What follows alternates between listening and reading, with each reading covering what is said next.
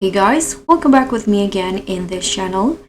So on today's tutorial, I'm going to show you where to find the Wicket post pack in Dress to Impress. So as you know, the incredible Wicket update is here in DTI, and it brought a brand new stunning post pack perfect for showing off your Alphaba and Glinda inspired outfits. If you're wondering where to find the post pack, so you don't need to buy it using currency or Robux.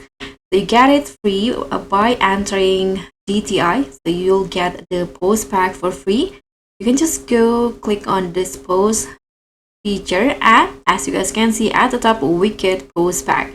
So just click on it to see the list of the posts. So there are 6 new posts from the Wicket post pack. You can just try it one by one. What is this feeling? So there are 2 type notebooks, and also this one. What is this feeling? And this one is toast toast, Glinda roll, Alphaba fly, and the head wave. So yeah, that's the new Wicket post pack for you. I hope you found this video helpful for you, and if you think so, like this video, subscribe, and also click on the thanks. So I'll see you in the next tutorials. Bye!